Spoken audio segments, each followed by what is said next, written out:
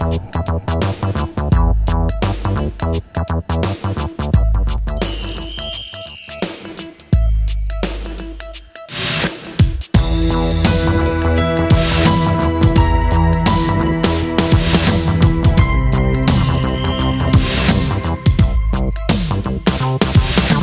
I have a story that I'd like to tell about this guy you all know. He had me scared so well. He comes to me at night after I crawl into bed. He's burnt up like a hot dog and his name is Fred.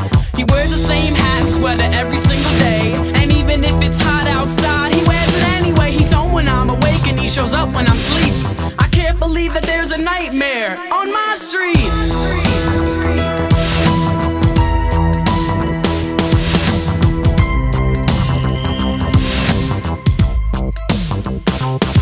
It was a Saturday evening, if I remember it right, and we had just gotten back off tour last night. So the gang and I thought that it would be groovy if we summoned up the posse and done rushed the movie. I got Angie, he got Tina, Reddy Rock got some girl I've never seen in my life. That was alright because the lady was chill. Then we dipped to the theater, set to ill. We saw Elm Street and man, it was death, and everything seemed alright when we left. But when I got home and laid down to sleep, that began the nightmare, but on my street.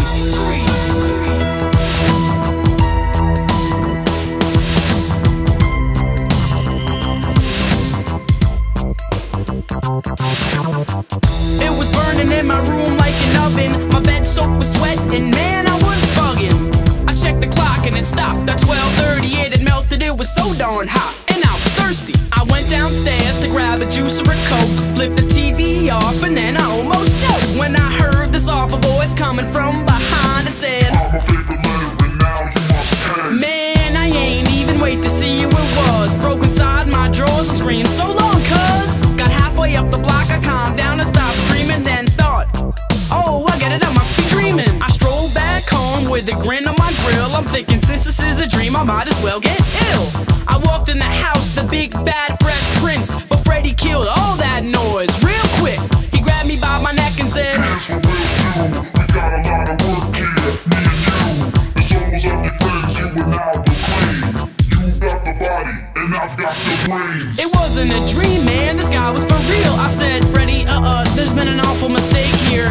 No further words, and then I darted upstairs, crashed through my door and then jumped on my bed, pulled the covers up over my head and said, "Oh, please do something with Fred." He jumped on my bed, went through the covers with his claws, tried to get me, but my alarm went off and then silence. It was a whole new day. I thought, I wasn't scared of him anyway, until I noticed those rips in my sheets, and that was proof that there had been a nightmare on my street.